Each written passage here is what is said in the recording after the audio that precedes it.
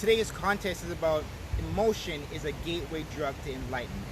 Okay, so I created a statement, so I'm going to explain what I meant by emotion is a gateway drug to enlightenment.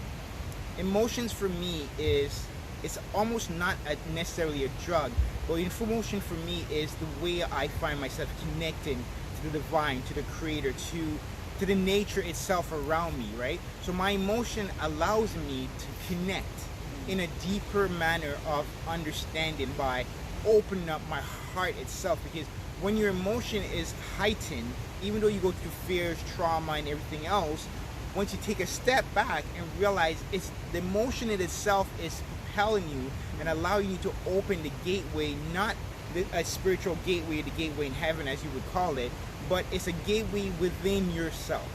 So your emotion for me is a gateway internally to tap into myself and understand that emotion comes with different stages, right? So as you go through different stages in your life, your emotion ups the game. And as you get to a certain point and understand that you can use the emotion to connect to the eater, to connect to the divine himself, and connect it to the nature around us, you realize that your emotion is one of the most powerful gifts that we all have. So in that case is that you need to tap into those emotions.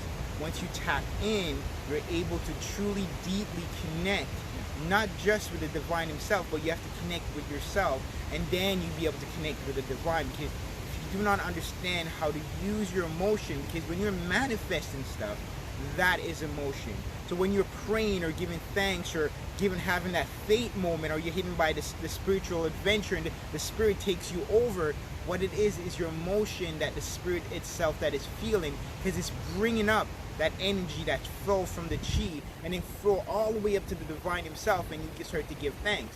And the thing is that once I find that I let go of my emotion and allow it to propel me through it, I find that giving thanks or giving praise or being understanding, being nature, gives me a better understanding. It's like, for instance, right now my emotion is very high because I'm in nature.